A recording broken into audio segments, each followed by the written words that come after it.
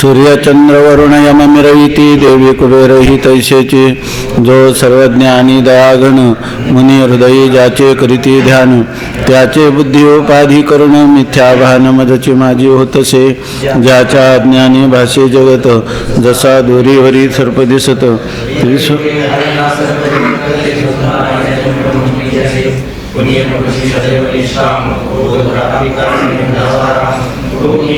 आत्माप्त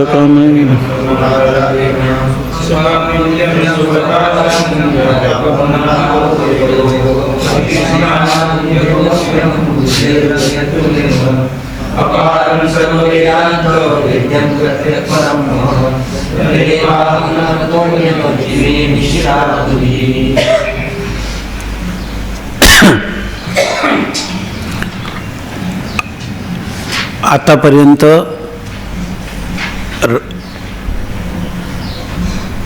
रज्जूवर जेव्हा सर्प भासतो तेव्हा त्या सर्प भासतो म्हणजे सर्पाचं ज्ञान होतं. तो सर्प आणि त्या सर्पाचं ज्ञान हे दोन्ही आध्यस्थ आहेत आणि त्या दोन्ही आध्यस्थ पदार्थांची निवृत्ती रज्जूचं ज्ञान झालं की सर्प आणि सर्पज्ञान दोन्ही निवृत्त होतात. तेव्हा त्या सर्पाचं अधिष्ठान कोणतं आणि सर्पज्ञानाचं अधिष्ठान कोणतं याविषयी प्रथम असं सांगितलं की सर्पाचं अधिष्ठान आहे रज्जूपहित चैतन्य आणि सर्पज्ञानाचा अधिष्ठान आहे अंतःकरण वृत्त्युपहित चैतन्य असं सांगितलं. त्याच्यानंतर अधिक बारकावा केला, दोन अधिष्ठानं सांगण्याऐवजी एकच अधिष्ठान सांगितलं आणि रज्जूपहित चैतन्याच्या आश्रित असणाऱ्या अविद्येचा परिणाम सर्प आणि अंतःकरण वृत्त्युपहित चैतन्याच्या आश्रित असणाऱ्या अविद्येच्या सत्वगुणाचा परिणाम सर्पज्ञान असं सांगितलं होतं. पण आता त्याच्यामध्ये परिष्कार केला, त्याच्यामध्ये थोडं परिवर्तन केलं की त्याच्यामध्ये कोणताही वाद राहू नये आणि श्रोत्याच्या बुद्धीवर त्याचं निश्चित अधिष्ठान कोण आहे याचा त्याला बोध व्हावा म्हणून या रज्जूपहित चैतन्याच्या आश्रित असणाऱ्या अविद्येचा परिणाम सर्प नसून खऱ्या अर्थाने अंतःकरण वृत्त्युपहित चैतन्याच्या आश्रित असणाऱ्या अविद्येच्याच तमोगुणाचा परिणाम सर्प आणि आपला अंतःकरण वृत्त्युपहित चैतन्याच्याच आश्रित असणाऱ्या अविद्येच्या सत्वगुणाचा परिणाम सर्पज्ञान आहे असं आतापर्यंत सांगितलं. दोन अधिष्ठानं मानण्याऐवजी एकच अधिष्ठान मानायचं आणि ते उलट रज्जूपहित चैतन्य मानण्यापेक्षा अंतःकरण वृत्त्युपहित चैतन्य मानणं हेच अधिक चांगलं आहे. कारण अनेकांना अनेक प्रकारचा भ्रम होतो आणि एकाच्या प्रयत्नाने जर ते अज्ञान निवृत्त झालं, एकाला रज्जूचं ज्ञान झालं तर सर्वांचा सर्पभ्रम जायला पाहिजे, तसं तर काय होत नाही. मग त्याच्यापेक्षा ज्याच्या अंतःकरण वृत्तीच्या अंतःकरण वृत्तीपहित चैतन्याच्या आश्रित असणाऱ्या अविद्येचा परिणाम असतो, ज्याच्या अंतःकरणात ज्ञान होईल त्याचा काय होईल, भ्रम निवृत्त होईल, इतरांचा तसाच राहील. म्हणजे आणि जर रज्जूपहित चैतन्याच्या आश्रित अविद्येचा परिणाम मानलं तर एखाद्याला ज्ञान झालं तरी सगळ्यांचा भ्रम दूर व्हायला पाहिजे, तसा अनुभवाला येत नाही. म्हणून अंतःकरण वृत्त्युपहित साक्षी चैतन्याच्या आश्रित असणाऱ्या अविद्येचा परिणामच हे सर्प आणि सर्पज्ञान दोन्ही आहेत असं मानणं चांगलं आहे. त्याचप्रमाणे या ठिकाणी हे जे संपूर्ण जगत आहे ते जगत आणि जगताचं ज्ञान हे सर्व ब्रह्मस्वरूपावरचं विवर्त आहे. म्हणजे सगळं ब्रह्मस्वरूपावर आश्रित असणाऱ्या मायेचा हा सर्व परिणाम आहे असं त्यांना मुख्यतः सांगायचं. त्याविषयीचं आता चिंतन सांगतात. ठीक आहे ना. आता आधार व अधिष्ठान यातील भेद हा परिच्छेद आहे ना, चांगलं समजून घ्या की पहिल्यांदा आपल्याला हे आधार आणि अधिष्ठान या शब्दांचं शक्ती आपल्याला लवकर कळत नाही आणि इथं जरी सुरुवात झाली तरी सगळा परिच्छेद पूर्ण होईपर्यंत याचं स्पष्टीकरण होतं, तसं होत नाही. म्हणून चांगलं पहा. आता शिष्य ही जी अनिर्वचनीय ख्याती सांगितली त्या अनिर्वचनीय ख्यातीचाच अधिक खुलासा किंवा स्पष्टीकरण करण्यासाठी आता पुढचा ग्रंथ चालतो. तर सांगतात, शिष्य म्हणतो, महाराज या अपार जगताची ज्या अविद्येमुळे प्रतीती होते त्या जगतास आधार कोण हे कृपा करून सांगा. शिष्य म्हणतो की हे जगत आम्हाला प्रतीतीला येतं आणि हे जगत कसं आहे, अपार आहे, म्हणजे आपली बुद्धी कुंठित होते. त्यांनी तुकाराम महाराजांनी लिहिलं की एक उंबराचा वृक्ष असतो आणि त्या उंबराच्या वृक्षाला जे उंबरातलं एक उंबर म्हणून फळ लागतं, त्याच्यामध्ये पाहिलं तर किती कोट्यावधी जंतू असतात त्याच्यामध्ये, ते बारीक बारीक चाचणं म्हणतो आपण तसे असतात. आणि अशी फळं त्या उंबराच्या वृक्षाला किती असतात आणि 9 खंडामध्ये अशी उंबरं किती. तसं ह्या जगताची जर आपण पाहिली विविधता किंवा वैचित्र्य तर याचा थांग लागत नाही आणि आपली बुद्धी कुंठित होते, म्हणून याला अपार असं म्हणतात. वास्तविक जग अपार म्हणजे अपार फक्त परमात्माच आहे, परंतु परमात्म्यानंतर हे जे मायेचं अनिर्वचनीय स्वरूपाचं जे कार्य आहे, ह्या कार्याची विचित्रता जर पाहायला लागलं तर जगामध्ये एका पुरुषाच्या मुखाचं आपल्याला प्रत्येक मनुष्याला नाव ठेवलं की ओळखतो आपण. याचं कारण सगळ्यांना मुख आहे, परंतु एकासारखं एकाचं मुख नाही, म्हणजे प्रत्येक मुखामध्ये वैचित्र्य आहे. असे ह्या वैचित्र्याची अपारता आहे, असीमता आहे. म्हणून म्हणतात की हे जग असा असणारा अपार जग हे कसं आहे, अनिर्वचनीय आहे असं तुम्ही म्हणता, म्हणजे सदसद विलक्षणीय मिथ्या किंवा कल्पित आहे असं म्हणता. परंतु ह्या अपार जगताचा आधार कोण आहे, हे कशाच्या आश्रयाने हे जगत राहतं हे आम्हाला जाणून घेण्याची इच्छा आहे असं हा शिष्य म्हणतो. महाराज या अपार जगताची ज्या अविद्येमुळे प्रतीत होते. आता तुम्ही म्हणता अपार जगत का प्रतीतीला येतं, तर आत्मस्वरूपाच्या अज्ञानामुळं किंवा अविद्येमुळं प्रतीतीला येतं, आहे की नाही. आत्मस्वरूपाची ज्याला अज्ञान आहे त्या अज्ञानामुळं त्याला जगत प्रतीतीला येतं आणि अज्ञानामुळं जग प्रतीतीला येतं हेही ज्याला कळत नाही त्याला जग काय वाटतं, सत्य वाटतं. जगताची प्रतीती ही ज्ञानी पुरुषालाही येते आणि अज्ञानी पुरुषालाही जगत दिसतं. फक्त ज्ञानी पुरुषाला त्याच्याविषयीची सत्यत्व बुद्धी नसते आणि अज्ञानी पुरुषाला त्याच्याविषयीची जगत सत्यत्व बुद्धी असते. सत्यत्व बुद्धी आणि सत्यत्व बुद्धी नसणं, एकाला सत्यत्व बुद्धी असणं आणि सत्यत्व बुद्धी नसणं हेच या ठिकाणी ज्ञानी पुरुषाचं आणि अज्ञानी पुरुषाचं व्यवच्छेदक लक्षण आहे. दोघांना एकमेकापासून वेगळं करणारं जर लक्षण सांगायचं असेल तर ज्याला जगत सत्य वाटतं तो अज्ञानी आणि ज्याला जगत मिथ्या वाटतं तो ज्ञानी. आता जगत सत्य वाटतं तो अज्ञानी आणि जगत मिथ्या वाटतं तो ज्ञानी. परंतु जर तुम्ही म्हणाल की जगत प्रतीती येते की नाही, प्रतीती दोघांनाही येते. प्रतीती काय येते ज्ञानी पुरुषाला, अज्ञानी पुरुषाला आत्मस्वरूपाचं अज्ञान आहे म्हणून त्याला प्रतीती येते. पण ज्ञानी पुरुषाला आत्मस्वरूपाचं अज्ञान नाही तरी त्याला जगताची प्रतीती येते, त्यालाही जगत दिसतं. याचं कारण काय असं जर कोणी विचारलं तर त्याला शास्त्रकार उत्तर देतात की ज्ञान झालं म्हणजे तो पुरुष मरतो काय. ज्ञान कुठे होतं, अंतःकरण, अंतःकरणामध्ये ज्ञान होतं आणि त्या केवळ जड अंतःकरणात ज्ञान होतं का त्या अंतःकरणाचं अधिष्ठान चैतन्यासहित अंतःकरणाला ज्ञान होतं. अंतःकरण अधिष्ठान चैतन्यासहित. कारण का तर ते ज्ञान होतं तर असंग असणारा जो अंतःकरण अधिष्ठान साक्षी चैतन्य त्याच्या ठिकाणी ज्ञानाचा व्यवहार नाही, कारण ते असंग निर्विकार आहे. आणि जड असणाऱ्या अंतःकरणाच्या ठिकाणीही ज्ञानाचा व्यवहार नाही. मग हा ज्ञानाचा व्यवहार होतो कुठं, तर त्या अंतःकरणामध्ये अंतःकरण अधिष्ठान साक्षी चैतन्याचं जे प्रतिबिंब पडतं, ज्याला आपण चिदाभास असं म्हणतो, त्या तिघांना मिळून हा ज्ञानाचा व्यवहार होतो. कारण जर अंतःकरण अधिष्ठान चैतन्य नसेल तर चिदाभास कोणाचा, चिदाभासही पडणार नाही. म्हणून काय म्हणतो आपण, अंतःकरण अधिष्ठान साक्षी चैतन्य, अंतःकरण अधिष्ठान साक्षी चैतन्याचं अंतःकरणामध्ये पडलेलं प्रतिबिंब या तिघांना मिळून जीव अशी संज्ञा आहे आणि त्या जीवाच्या ठिकाणी हा ज्ञानाचा व्यवहार होतो. मग आता ज्याला मी ब्रह्म आहे असं ज्ञान झालं तरी सुद्धा त्याचं अंतःकरण असतं की नाही, अंतःकरण असतं. जर ते अंतःकरण ज्ञान झाल्याबरोबर त्या अंतःकरण शरीरातून निघून गेलं तर त्याला काय म्हणतात, मरण, आहे की नाही. मग असा म्हणजे याचा अर्थ ज्ञान झाल्यावर तो मनुष्य काय जर जगताची प्रतीतीच यायची नाही म्हटलं तर त्याचं अंतःकरण असता कामा नये. मग अंतःकरण त्या स्थूल शरीराला सोडून जाणं याला व्यवहारामध्ये मृत्यू असं म्हणतात. आणि अंतःकरणाने म्हणजे सूक्ष्म शरीराने स्थूल शरीरात प्रवेश करणं याला जन्म असं वेदांत सांगतो.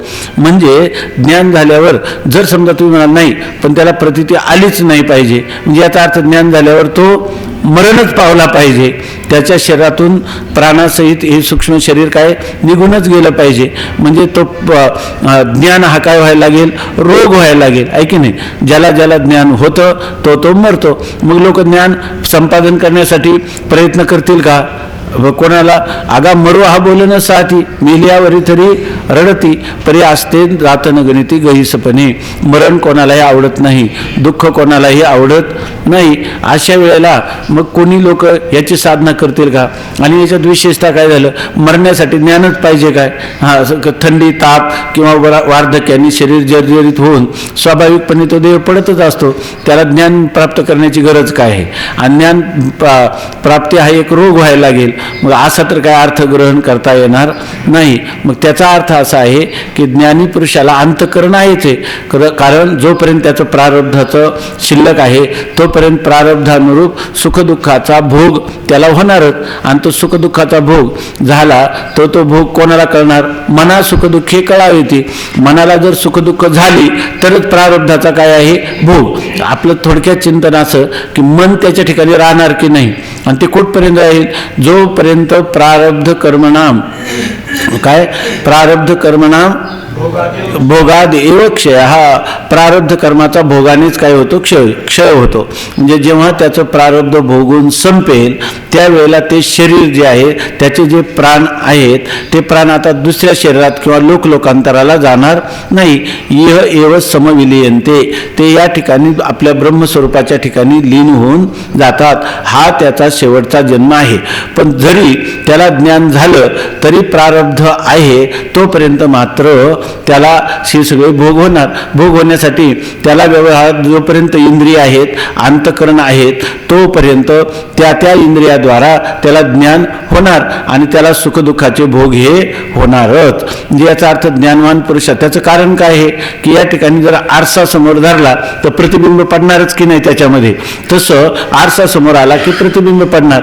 तसं ह्या शरीरात जोपर्यंत अंतःकरण आहे आणि त्या अंतःकरणाचं अधिष्ठान चैतन्य आत्मा आहे, आत्मा आणि अंतःकरण यांचा संबंध आहे. तो भलेही अगोदर सत्य होता, आता तो संबंध काय आहे, आध्यासिक तादात्म्य संबंध आहे.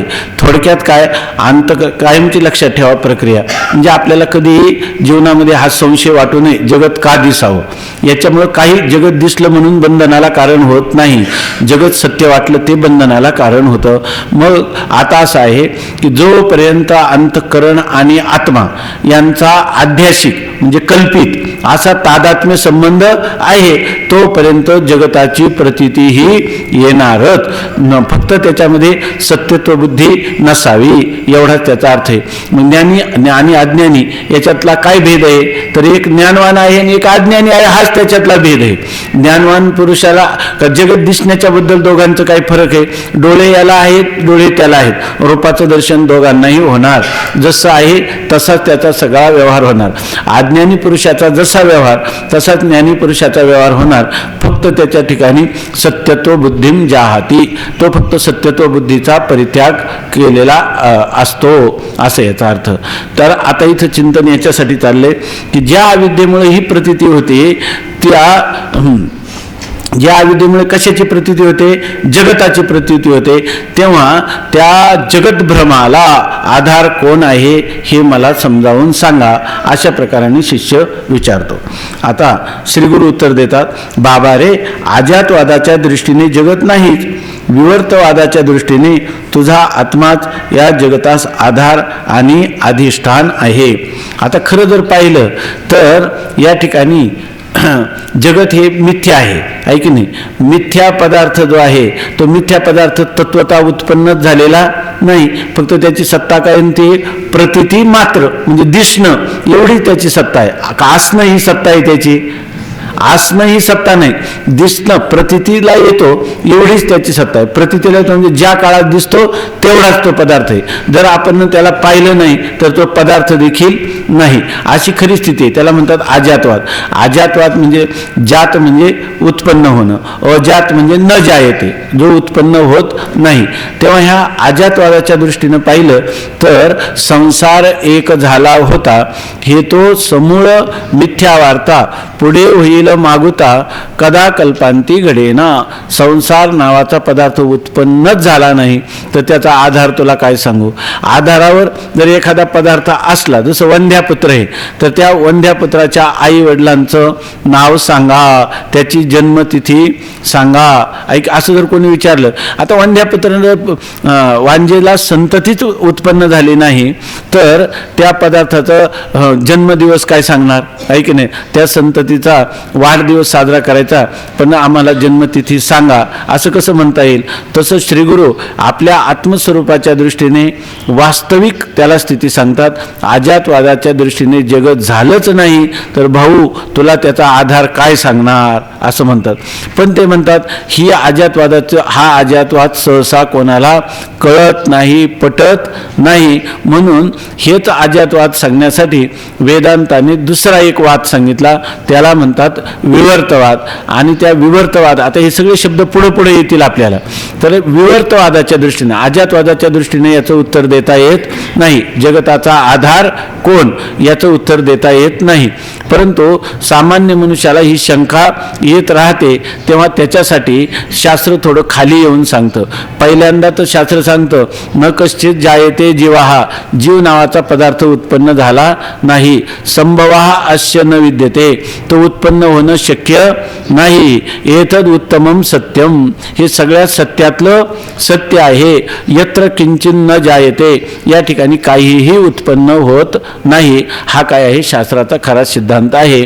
परंतु हा सिद्धांत सामान्य मनुष्याच्या किंवा मंदबुद्धी मुमुक्षूच्या बुद्धीवर आरूढ होत नाही. म्हणून त्याच्यासाठी शास्त्र दुसरी एक कक्षा स्वीकारतं की त्याला म्हणतात विवर्तवाद. आणि त्या विवर्तवादातून त्याला त्याच्या प्रश्नाचं समाधान करतात. बाबा रे, ह्या विवर्तवादाच्या दृष्टीने या जगताचा आधार आणि अधिष्ठान दोन्हीही तुझा आत्माच आहे. त्यांनी विचारलं होतं जगताचा आधार कोण, आणि गुरुजी त्याला उत्तर काय देतात, ह्या जगताचा आधार विचारला तर आधारच सांगावा ना. तर त्याला सांगतात, म्हणजे त्याला काय, वेदांताच्या पारिभाषिक शब्दाचा आणि वेदांताच्या अभिप्रायाचा किंवा आशयाचा चांगल्या प्रकाराने खुलासा व्हावा यासाठी त्याला एक सिद्धांत रूपाने सांगतात. मग अर्थातच आधार म्हणजे कोणाला म्हणावं, अधिष्ठान कोणाला म्हणावं, विवर्ताचं काय लक्षण, हे सगळे शब्द आपल्याला प्रथमच कानावर पडतात. मग ते क्रमाक्रमाने समजावून सांगतात. तर तो शिष्याला श्रीगुरु म्हणतात की विवर्तवादाची दृष्टी जर आपण घेतली, त्या नजरेतून पाहिलं तर ह्या संपूर्ण जगताचा आधार आणि अधिष्ठान हे दोन्ही तुझा प्रत्येक आत्मा किंवा तुझा आत्माच आहे. म्हणजे तूच या जगताचा आधारही आहेस आणि अधिष्ठान देखील तूच आहे असं सांगतात. इथं आधार आणि अधिष्ठान हे दोन शब्द आपल्याला सारखेच वाटतात, पण हे पारिभाषिक शब्द आहेत कोणाचे, म्हणजे सांकेतिक शब्द वेदांताचे. आधार म्हटलं की त्या अशी स्थिती असेल त्यालाच आधार म्हणावा, आधाराचं लक्षण करून सांगतील. अधिष्ठान कोणाला म्हणतात, त्या अधिष्ठानाचं लक्षण सांगतील. आणि तुझा प्रत्येक आत्मा किंवा तुझा आत्माच त्याला आधार आणि अधिष्ठान कसा आहे याविषयीची त्याची समजूत पटवून देतील. तर सांगतात आता बाबा रे, अजातवादाच्या दृष्टीने जगत नाहीच, विवर्तवादाच्या दृष्टीने तुझा आत्माच या जगतास आधार आणि अधिष्ठान आहे. आरंभी तू ब्रह्मरूप आहेस असे आम्ही तुला सांगितले, पण त्याप्रमाणे ज्यास माझा आत्मा ब्रह्मरूप आहे असे ज्ञान होत नाही, त्यासच आत्म्याच्या अज्ञानामुळे रज्जू सर्पाप्रमाणे हे जगत आत्मस्वरूपाच्या ठिकाणीच भासते. आता त्याला सांगतात, अगोदर तर आम्ही तुला सांगितलं जगत मुळे झालंच नाही आणि सर्व काय आहे, सर्वम यद अयम आत्मा, सर्व आत्मरूपच आहे. म्हणजे सर्व काय आहे खरं, सर्वम खल्विदम ब्रह्म, सर्व काय आहे ब्रह्मरूप आहे. आणि तुझा आत्मा सुद्धा काय आहे, ब्रह्मरूप आहे. आणि त्या ब्रह्मरूप आत्म्याच्या ठिकाणी जगत झालंच नाही. तो ब्रह्मरूप आत्मा कोण आहे, ते तू आहेस. तत्वमसी महावाक्याच्या द्वारा ब्रह्मरूप आत्मा तू आहेस आम्ही तुला पहिल्यांदा सांगितलं. आणि तो ब्रह्मरूप असणारा आत्मा असंग आहे, निर्विकार आहे, बरोबर ना, अक्रिय आहे, अचल असा स्थाणू अशा स्वरूपाचा तो आत्मा आहे. ठीक चाललंय ना. तर असा आत्मा आहे हे आम्ही तुला सांगितलं. आणि त्याच्या ठिकाणी जगत मुळीच झालं नाही. म्हणजे जसं ब्रह्मव्यापक आहे तोच तुझा आत्मा आहे. तुझा आत्मा आणि ब्रह्म यात यत्किंचितही भेद नाही. ब्रह्मच आत्मा आणि आत्माच ब्रह्म असं तुला आम्ही सांगितलं. जर आम्हाला वाटलं की आत्माच ब्रह्म, तुला वाटत होते की आत्मा परिच्छिन्न आहे, ह्या देहापुरते असणाऱ्या अंतःकरणाचंच अधिष्ठान तो आहे आणि तो परिच्छिन्न आहे, आणि संपूर्ण ह्या जगताचं अधिष्ठान असणाऱ्या जगत कारण मायेचं अधिष्ठान असणारा तो कोण आहे, ते कोण आहे, ब्रह्म आहे. आणि ते ब्रह्म व्यापक आहे असं तुला वाटत होतं. परंतु असं आहे की ते ब्रह्मात जीवाचं लक्ष स्वरूप कुटस्थ चैतन्य आणि माया अधिष्ठान ब्रह्मचैतन्य ही दोन्ही एकच आहेत असं तुला आम्ही सांगण्याचा प्रयत्न केला. परंतु काय झालं तरी सुद्धा ज्याला माझा आत्माच ब्रह्मरूप आहे असं कळत नाही, म्हणजे त्याचं काय राहतं, आत्मस्वरूपाचं त्याला अज्ञान असतं. म्हणजे जसं रज्जू स्वरूपाच्या अज्ञानामुळं रज्जूवर सर्प भासतो, तसा आत्मस्वरूपाच्या अज्ञानामुळं या आत्मस्वरूपाच्या ठिकाणी तुला जगताचा आभास होतो. जगताच्या आभासाचं, जगदाभासाचं कारण काय आहे, धवळले जगदाकार, काय अंधार तो निरसला. या ठिकाणी हे संपूर्ण जगदाकार आहे. ज्या वेळेला तुला धवळले म्हणजे मी ब्रह्म आहे असा प्रकाश किंवा असं ज्ञान होईल, त्यावेळेला मात्र अंधार तो निरसला, ह्या संपूर्ण अज्ञान अंधकाराचा नाश होईल. परंतु जोपर्यंत मी ब्रह्म आहे, आम्ही तुला सांगितलं तुझा आत्मा ब्रह्मरूप आहे, पण ब्रह्मरूप आत्मा आहे असं तुला ज्ञान झालं नाही, अपरोक्ष साक्षात्कार झाला नाही, म्हणजेच ब्रह्मरूप आत्म्याचं ब्रह्मरूपात्वाने तुझ्या ठिकाणी अज्ञान जोपर्यंत आहे तोपर्यंत तुला हा जगत भ्रम दिसल्याशिवाय राहणार नाही. मग हा जगत झाला कुठं, झालं कुठं, तर तुझ्या आत्मस्वरूपाच्या ठिकाणीच हे जगत उत्पन्न झालेलं आहे.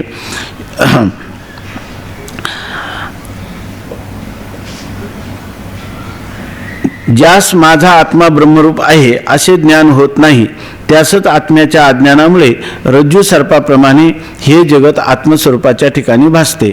जशी रज्जूच्या अज्ञानामुळे सर्प प्रतीती होते, रज्जूच्या अज्ञान असलं की सर्प भासायला लागतो, त्याप्रमाणे आत्म्याच्या अज्ञानाने जगत प्रतीती होते. मग जगताची प्रतीती काय येते, तर आत्मस्वरूपाच्या अज्ञानामुळे जगत प्रतीतीला येत असतं असं आतापर्यंत सांगितलं. बघा आता मागे एका पक्षात रज्जूपहित चैतन्याश्रित अविद्येने आणि दुसऱ्या पक्षात साक्षी चैतन्याश्रित अविद्येने सर्प भासतो आणि सर्पास अधिष्ठान चैतन्य आहे, रज्जू नाही असे जरी सांगितले आहे तरी चैतन्यास अधिष्ठानत्व येण्यास रज्जू ही उपाधी आहे. म्हणून लवकर लक्षात येण्याकरिता स्थूल दृष्टीने वरील विवेचनात रज्जू अधिष्ठान म्हटले आहे. मागत बघा आपण सर्प आणि सर्पज्ञानाची संगती सांगितली होती, तेव्हा असं सांगितलं होतं की रज्जूपही चैतन्याच्या आश्रित, बरोबर आहे ना, हे काय राहतं, अज्ञान राहतं असं सांगितलं होतं. आणि दुसऱ्या पक्षात काय सांगितलं होतं, अंतःकरण वृत्तीपही चैतन्याच्या आश्रित, बरोबर ना, साक्षी चैतन्याच्या आश्रित अज्ञान राहतं, असे दोन्ही पक्ष आहेत. नंतर एका पक्षाचं निराकरण करून आम्ही असा सिद्धांत सांगितला की अंतःकरण वृत्तीपही साक्षी चैतन्याच्या आश्रितच ही अविद्या राहते असं सांगितलं. की एकदम सरळ विषय चालला तर आपल्याला अवघडल्यासारखं कंटाळल्यासारखं होत नाही ना. आणि जरी कंटाळल्यासारखं झालं त्याला विलाज पण नाही काही, कारण काय कधी ना कधी आपल्याला या गोष्टी समजावूनच घ्याव्या लागतील, आहे की नाही, आज ना उद्या कधीतरी समजावूनच घ्याव्या लागतील.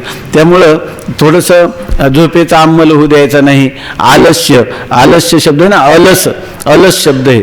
तर त्यांनी लिहिले की संस्कृतमध्ये रलयो रभेदा, र आणि ल ह्या दोनच्या मध्ये अभेद आहे. म्हणजे तुम्ही अलस म्हटलं तरी अर्थ तोच होतो आणि अरस म्हटलं तरी अर्थ तोच होतो. मग आळस कोणाला येतो? जो अरसिक असतो तो आळसी होतो. म्हणजे ज्याला हे वेदांत विद्येपासून आपल्याला काही आनंद व्हावा अशी ज्याला जिज्ञासा असते त्याला आळस येत नाही. आणि जो अरसिक असतो त्या अरसिकाला मात्र आळस आल्याशिवाय राहत नाही. म्हणून त्यांनी एक प्रार्थना केली सरस्वतीला. कोणाला पाठ असले सांग असलं तर त्यांनी सांगितलं की हे जे अरसिकेशु कवित्व निवेदनम शिरसी मालिख मालिख मालिख असं 3 वेळा ते कवी कालिदास म्हणतात की त्या सरस्वतीचे पुत्र येते आणि त्या सरस्वती मातेला प्रार्थना करतात की मला किती दरिद्र येऊ दे, मला किती मानापमान होऊ दे, मला देशांतराला कोणी हाकलून देऊ दे तरी चालेल, पण आरसिक अशा लोकांच्या पुढं ह्या काव्याचं निवेदन करण्याचं दुर्भाग्य मला कधीही देऊ नका असं 3 वेळा त्रिवार सांगतात. अरसिकेशु कवित्व निवेदनम शिरसी म्हणजे त्या सटी ज्या वेळेला अक्षर घालते त्यावेळेला ही सर्वात वाईट गोष्ट अभागी मनुष्य तो आहे की ज्या ठिकाणी अनधिकारी श्रोत्यांना सांगण्याचा त्याच्यावर प्रसंग येतो. तर यासाठी आपण कसं पाहिजे? अरसिक नसलं पाहिजे, काय रसिक असलं पाहिजे. रस घेतला की आळस आपोआप निवडून. आता जर आपल्याला कोणाला सांगितलं की ह्या काळात आता तुम्ही डुलकी घेता आणि जरी असं असलं आणि कोणी सांगितलं की आता तुम्हाला लॉटरीचं तिकीट लागलेलं आहे, 5 लाख रुपयाचं तुमचं तिकीट आता जमा झालेलं आहे, तर असं झालं आता आपण म्हणू का नाही पण आता पुण्याला जा आणि त्या ऑफिसला म्हणे ओळखपत्र काढा. आपण एका दिवसात ओळखपत्र काढू, लाख रुपयाचं मिळतात तर 50,000 रुपये देऊ पण त्याला सोडणार नाही. मग त्यावेळेला आपण जेवणाचं आपल्याला आठवण राहणार नाही, झोपेची नाही, तहान लागणार नाही. आणि अशा पद्धतीने जरी इथं असलं तरी काय करायचं? अलस न करता काय होतं? निरलस होऊन चिंतन करायचं. बरं आता सांगितल्याप्रमाणे त्याला पर्याय पण नाही. कधीतरी तुम्हाला आधार आणि अधिष्ठान यातला भेद जाणूनच घ्यावा लागेल, आहे की नाही?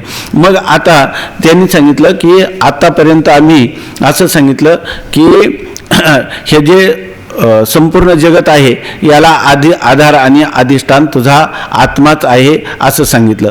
परंतु ज्याला माझा आत्मा हाच ब्रह्मरूप आहे असं ज्याला ज्ञान नसतं, म्हणजे असे ज्याला अज्ञान असतं, त्या अज्ञानामुळं ह्या जगताचा भास त्याला झाल्याशिवाय राहत नाही. आता त्याच्याविषयी सांगतात आणखी, म्हणजे जगत प्रतीती काय येते? आत्म्याच्या अज्ञानामुळं जगताची प्रतीती होते. जगताच्या प्रतीतीचं दुसरं तिसरं कोणतंही कारण नाही. आत्मस्वरूपाच्या अज्ञानामुळं जगत प्रतीती येते. ह्या सगळे आडाखे जे आहेत हे सगळे सिद्धांत आहेत वेदांताचे. आपण पार अद्वैत सिद्धी शिकलो तरी त्याला हे लागणारच. आपण कोणताही ग्रंथ शिका किंवा आपल्या जीवनात जेव्हा आपल्याला हे सिद्धांत माहीत असतात आणि त्याच्यावर आपली अतूट अशी श्रद्धा असते तेव्हा आपल्या जीवनामध्ये कोणताही प्रसंग आला तर आपलं जे ज्ञान आहे त्याचं त्या ज्ञानाचं दारडे असेल तर आपला रोम देखील वाकडा होऊ शकत नाही. मेरूपासून थोरे देह दुःखाचे डोंगरे दाटी जो पडी भारे चित्त न दाटे. आपल्या जीवनातल्या दुःखाची अशेष निवृत्ती करणारा अशा प्रकारचं हे तत्वज्ञान आहे आणि आपल्या जीवनामध्ये परमानंदाची प्राप्ती करून देणारं हे तत्वज्ञान आहे.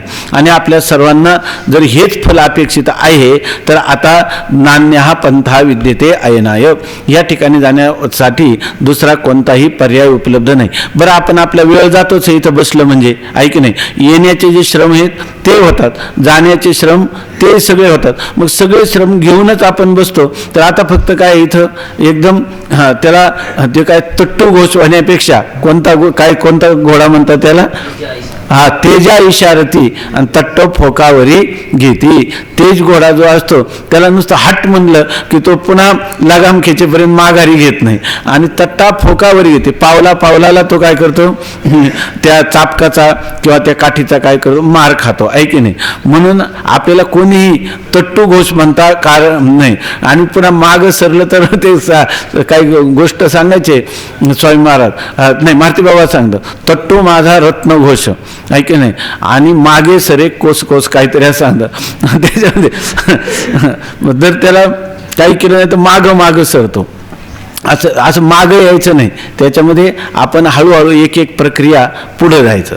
तर त्याच्यामध्ये सांगतात की मागे एका पक्षात रज्जूपही चैतन्याश्रित अविद्येने आणि दुसऱ्या पक्षात साक्षी चैतन्याश्रित अविद्येने सर्प भासतो आणि सर्पास अधिष्ठान चैतन्य आहे असे रज्जू नाही असे जरी सांगितले आहे. आतापर्यंत आपण सांगितलं रज्जूपही चैतन्याच्या आश्रित असणाऱ्या अविद्येचा परिणाम सर्प आहे आणि अंतःकरण वृत्तीपही साक्षी चैतन्याच्या आश्रित असणाऱ्या अविद्येचा परिणाम सर्पज्ञान आहे हेही सांगितलं, बरोबर ना. नंतर असं सांगितलं की अंतःकरण वृत्तीपही साक्षी चैतन्याश्रित असणाऱ्या अविद्येच्या तमोगुणाचा परिणाम सर्प आहे आणि अंतःकरण वृत्तीपही साक्षी चैतन्याच्याच आश्रित असणाऱ्या अविद्येच्या सत्वगुणाचा परिणाम सर्पज्ञान आहे असं जरी आम्ही मागं सांगितलं असलं तरी सुद्धा तरी चैतन्यास अधिष्ठानत्व येण्यास रज्जू उपाधी आहे म्हणून लवकर लक्षात येण्याकरिता स्थूल दृष्टीने वरील विवेचनात रज्जू अधिष्ठान म्हटले आहे. मग आता अधिष्ठान कोण सांगितलं होतं आम्ही? अधिष्ठान कशाला म्हणतात? ज्याच्यावर खोटा पदार्थ भासतो त्याला काय म्हणतात? अधिष्ठान. मग आता खरं अधिष्ठान कोण ठरलं की अंतःकरण वृत्तीपही साक्षी चैतन्याच्या आश्रित असणारं अज्ञान ज्याच्यावर भासतं ते अधिष्ठान कोण आहे? रज्जूपहित चैतन्य असं म्हटलेलं आहे. परंतु त्या ठिकाणी त्या चैतन्याला अधिष्ठान आहे असं तुम्ही म्हटले, पण अधिष्ठान येण्यासाठी रज्जू उपाधीचा स्वीकार केल्याशिवाय तुम्हाला म्हणता आलं का?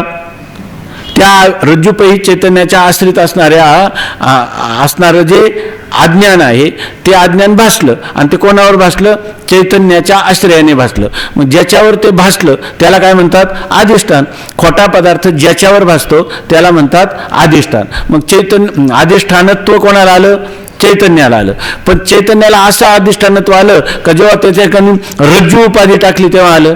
जेव्हा रज्जू उपाधी तुम्ही स्वीकार केली तेव्हा त्या सर्पाचं आणि सर्प ज्ञानाचं अधिष्ठानत्व हे त्या चैतन्याला आलं. मध्ये उपाधी कोण आहे? रज्जू. म्हणजे रज्जू उपाधी स्वीकारल्याशिवाय त्याला अधिष्ठानत्व सांगता आलं का? वास्तविक अधिष्ठानत्व आहे चैतन्याला, पण सांगायचं झालं, त्याचं वर्णन करायचं झालं तर अद्वैत सांगावे बोले ते द्वैत घेपे. अद्वैत सांगायचं असलं तर द्वैत घ्यावं लागतं की नाही? तैसा काय पुसलिया निरुपहितू. तू निरुपहितू म्हणजे निरुपाधिक, ज्याला उपाधी नाही असं चैतन्य विचारलं अर्जुनाने. आणि भगवान काय म्हणतात? पुसलिया निरुपहितू. उपाधी का सांगे तेथ. उपाधी कशाला सांगावं लागतं? ऐके नाही तर ते म्हणतात काय?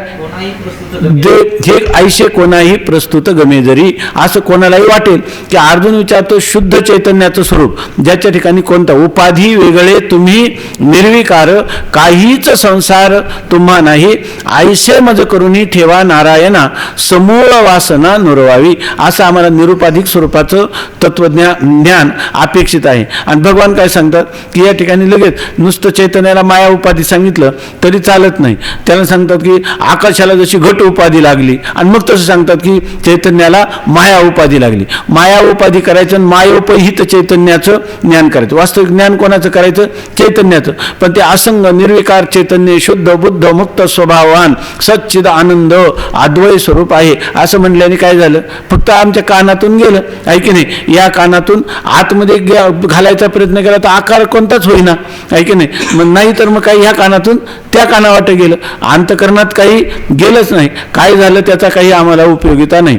पण माया उपाधी स्वीकारला तर माया ज्याच्यावर अध्यस्त आहे असं त्या अध्यस्त पदार्थ निरधिष्ठान भ्रम होत नाही. म्हणून त्या भ्रमाचं जे अधिष्ठान आहे मायारूपी भ्रमाचं त्याला चैतन्य म्हणतात. माया कशी? त्याच्यावर कल्पित आहे. कल्पित पदार्थ अधिष्ठानाची लाभहानी करू देत नाही. मायेने आपलं कार्य केलं की नाही? मायेनं आपल्या चैतन्याचे ज्ञान करून दिलं की नाही? मग कोणत्याही त्या चैतन्याचं ज्ञान करून देण्यासाठी रज्जू उपाधी स्वीकारावा लागला की नाही?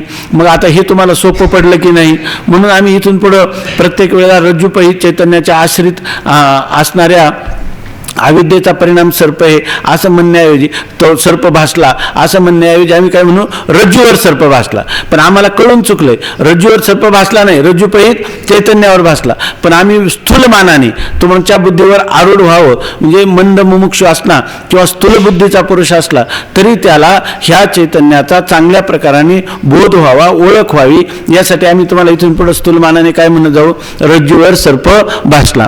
रज्जूपहित चैतन्याच्या आश्रित असणाऱ्या असणाऱ्या अविद्येने तो सर्प भासला असं जरी असलं तरी आम्ही काय म्हणू, रज्जूच्या अज्ञानाने सर्प भासला, हे आमचा म्हणण्याचा आशय. इथून पुढे सगळा ग्रंथ 6व्या तरंगापर्यंत तुम्ही गृहीत धरून चाला असं म्हणतात. म्हणून लवकर लक्षात येण्याकरिता स्थूल दृष्टीने वरील विवेचनात रज्जू अधिष्ठान म्हटले आहे. मग आम्ही जर रज्जूला अधिष्ठान म्हटलं तर चालेल का नाही, पण जाणून म्हटलं पाहिजे. जाणून जर म्हटले नाही रज्जूच अधिष्ठान आहे तर पुढे जाऊन काय अडचण येईल. रज्जू आहे जड आणि जड जडाला कधी सर्प आहे जड आणि त्या जड सर्पाला जड रज्जू कधीच अधिष्ठान होणार नाही. कोणत्याही पदार्थाचं अधिष्ठान हे काय असलं पाहिजे, चैतन्यच असलं पाहिजे, चैतन्यच असलं पाहिजे. असं असूनही आम्ही तुम्हाला काय सांगत जाऊ की रज्जूवर सर्प भासला, रज्जू हा त्या सर्पाचं अधिष्ठान आहे असं म्हटलं आहे. वास्तविक अधिष्ठान चैतन्यच आहे. ती स्थूल दृष्टी घेऊनच आम्ही पुढे सांगणार आहोत. म्हणजे वास्तविक खरं पाहिलं तर अधिष्ठान कोण आहे, चैतन्य. पण आम्ही काय तुम्हाला सांगत जाऊ सर्पाचं अधिष्ठान कोण आहे, रज्जू आहे असं सगळं पुढं सांगत जाऊ. आम्ही म्हणत जाऊ रज्जू अधिष्ठान आणि तुम्ही काय म्हणायचं, वास्तविक अधिष्ठान कोण आहे, चैतन्य. हे रज्जू का म्हणतात तर रज्जू उपाधी झाल्याशिवाय चैतन्याचं ज्ञान करून देता येत नाही. म्हणून या ठिकाणी रज्जू आपलं चैतन्याच्या ऐवजी रज्जू अधिष्ठान असं श्री गुरु म्हणतात असं आपण जाणून घ्यायचं. ती स्थूल दृष्टी घेऊनच आम्ही पुढे सांगणार आहोत.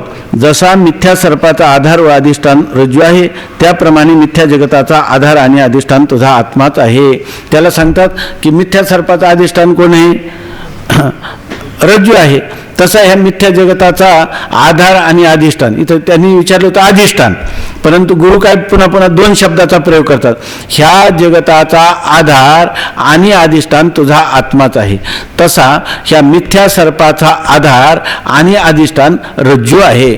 मिथ्या सर्पाचा आधार आणि अधिष्ठान जशी रज्जू आहे तसा मिथ्या जगताचा आधार आणि अधिष्ठान तुझा आत्मा आहे असं त्याला सांगतात. आता एक शब्द दोन झाले, एका शब्दाचा आपल्याला परिचय नाही. त्यांनी विचारला होता या जगताचा आधार कोण, प्रयोग काय केला, आधार आणि अधिष्ठान असं दोन शब्द योजले. तेव्हा अधिष्ठान कशाला म्हणायचं आणि आधार कशाला म्हणायचं ही शंका आपल्या अंतःकरणात अजून राहूनच गेली. ठीक चाललंय ना, काय आळस नाही काही नाही ना. आता बघा या सांगण्यात असे रहस्य आहे. ह्या गुरु काय उच्चार करतात, मिथ्या जगताला आधार आणि अधिष्ठान तुझा आत्माच आहे. हे कशासाठी गुरु सांगतात, त्याच्या पाठीमागं काय रहस्य दडलेलं आहे ते सांगतात. आता या सांगण्यात असे रहस्य आहे की रज्जूची सामान्य व विशेष अशी 2 रूपे प्रतीत होतात. आता ह्या रज्जूची 2 रूपे आहेत. त्यांनी आधार आणि अधिष्ठान असे 2 शब्द वापरले ना, म्हणजे याचा अर्थ आधार कशाला म्हणतात आणि अधिष्ठान कशाला म्हणतात. आधार आणि अधिष्ठान ह्या 2 शब्द प्रयोगामध्ये काय भेद आहे, आधार कधी म्हणावं आणि अधिष्ठान कधी म्हणावं याचं आपल्याला ज्ञान झालं पाहिजे. या अर्थाने श्री गुरु ह्या शब्दांचा प्रयोग करतात. हे करण्यामागं काय रहस्य आहे ते रहस्य आता सांगतात. रज्जूची सामान्य व विशेष अशी 2 रूपे प्रतीत होतात. आता रज्जूला 2 रूप सांगतात. एक सामान्य रूप आहे रज्जूचं आणि एक विशेष रूप आहे. आता पण अजून आपल्याला आधार आणि अधिष्ठानच कळलं नाही. तोचपर्यंत पुन्हा सामान्य आणि विशेष, सामान्य म्हणजे काय आणि विशेष म्हणजे काही का व्यवहारातले सामान्य आणि विशेष आहे का, नाही. हे शास्त्रीय याची परिभाषा आहे. त्या परिभाषेमध्ये सामान्य कशाला म्हणावं आणि विशेष कशाला म्हणावं हे सांगणं आपल्याला क्रमप्राप्त आहे. आता सध्या एवढंच सांगतात, रज्जू जो आहे त्या रज्जूची 2 रूप आहेत. एक आहे सामान्य रूप आणि एक आहे विशेष रूप. रज्जूची सामान्य व विशेष अशी 2 रूपे प्रतीत होतात. त्यात भ्रमकाली इदम म्हणजे हे काहीतरी आहे असे मंदांधकारात प्रथम ज्ञान होते, ते रज्जूचे सामान्य रूप. आणि ही सुंबाची दोरी आहे असे स्वच्छ प्रकाशाने पाठीमागून जे ज्ञान होते ते रज्जूचे विशेष रूप. आता सामान्य रूप आणि विशेष रूप कशाला म्हणायचं तर मंद अंधकारामध्ये जेव्हा दोरी पडलेली आहे तेव्हा आपल्याला ही दोरीचे असं ज्ञान होतं का, हे किंवा येथे काहीतरी पडलेले आहे असं ज्ञान होतं ना. म्हणजे या ठिकाणी ही दोरीच आहे असं ज्ञान होत नाही. म्हणजे त्या इदम अंशाचं हे काहीतरी आहे एवढ्या अंशात ज्ञान होतं की नाही, ते कोणतं ज्ञान आहे, सामान्य ज्ञान आहे. या ठिकाणी आपण काय म्हणत होतो आत्तापर्यंत, आता काय म्हणतो, जर अयम सर्पा हा सर्प आहे असं म्हणतो, आहे की नाही. नंतर जर आपल्याला प्रकाशाने त्याचं ज्ञान झालं अधिष्ठानात, आपण काय म्हणतो हा काय आहे, रज्जू आहे.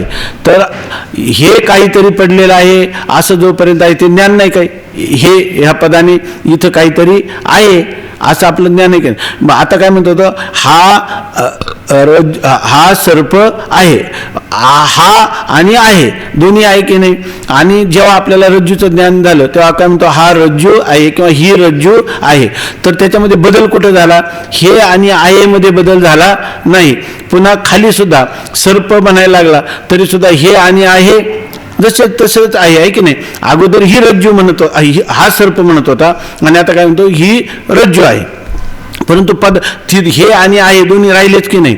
बदल कशात झाला, अगोदर म्हणत होता सर्प आणि आता काय म्हणायला लागला रज्जू. म्हणजे इदमावून जो येतो दोन्हीकडेही राहिला की नाही, समान रूपाने राहिला.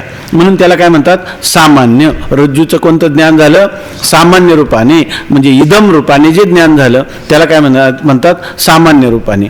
आणि सर्प हा रज्जूच आहे असं प्रकाशाच्या साह्याने जेव्हा ज्ञान झालं तेव्हा हे रज्जूचं कोणतं ज्ञान झालं, विशेष. मग दोरीचं दोन प्रकाराने ज्ञान होतं की नाही, दोन प्रकाराने होतं. एक सामान्य ज्ञान होतं आणि एक विशेष स्वरूपाचं ज्ञान होतं. भ्रमकाली म्हणजे जेव्हा माणसाला भ्रम होतो त्या भ्रमकालामध्ये इदम, कारण जर इदम म्हणजे या रूपाने जर काहीच आहे असं ज्ञान नसतं तो मनुष्य सर्पाला, त्या रज्जूला काय झाला असता, तुडून गेला असता किंवा गडद अंधकार असता तर त्याला इथं काय आहे हे सुद्धा कळलं नसतं. म्हणजे याचा अर्थ त्याला ज्ञान आहे की नाही, परंतु स्पष्ट रीतीनं ज्ञान आहे का, काय त्याला काय कोणत्या कालातलं ज्ञान आहे, भ्रमकालातलं ज्ञान आहे. मग भ्रमकालामध्ये येथे हे काहीतरी आहे असं जे ज्ञान आहे त्या ज्ञानाला म्हणतात त्या रज्जूच्या सामान्य स्वरूपाचं ज्ञान. आणि भ्रमकाली इदम म्हणजे हे काहीतरी आहे असे मंदांधकारात प्रथम ज्ञान होते ते रज्जूचे सामान्य रूप.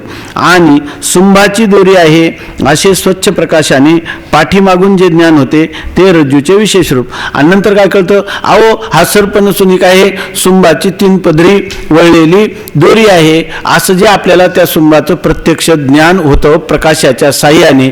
त्या सुंभाचं कोणतं ज्ञान आहे, विशेष रूपाचं ज्ञान. म्हणजे सुंभाची किंवा त्याचे 2 रूपं झाली, एक सामान्य रूप आणि एक विशेष रूप.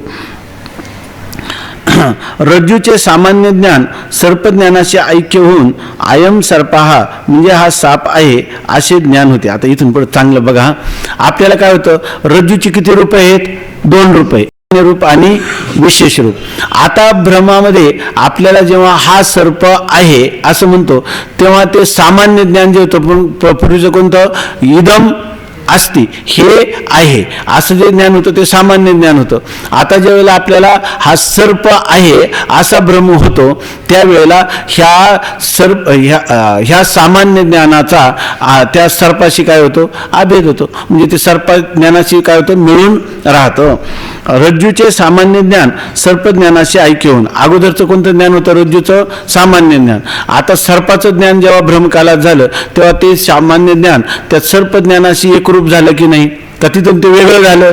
अगोदर काय म्हणत होता, हा सर्प आहे आपला, हा आहे असं इथं काहीतरी पडलं आहे हे सामान्य ज्ञान. आणि भ्रमामधलं काय झालं, इथं सर्पच आहे परंतु हा आहे इदम अस्ति हे जे सामान्य ज्ञान होतं ते त्या सर्प ज्ञानाशी काय झालं, एकरूप झालं का वेगळं गेलं, कुठं, त्याच्याशी ऐक्य पावलं. म्हणून रज्जूचे सामान्य ज्ञान सर्पज्ञानाशी ऐक्य होऊन आयम सर्पा हा म्हणजे हा साप आहे असे ज्ञान होते. हे सामान्य ज्ञान जेव्हा त्या सर्पाशी काय होतं, सर्पज्ञानाशी आभेदाला प्राप्त होतं त्यावेळेला आपल्याला हा सर्प आहे अशा प्रकारचं ज्ञान होतं. सामान्य रूप मिथ्या सर्पाशी अभिन्न होते. त्या रज्जूचं जे सामान्य रूप आहे त्याचा मिथ्या असणारा जो सर्प त्याच्याशी काय होतो, अभेद होतो, त्याच्याहून ते वेगळं राहत नाही. म्हणून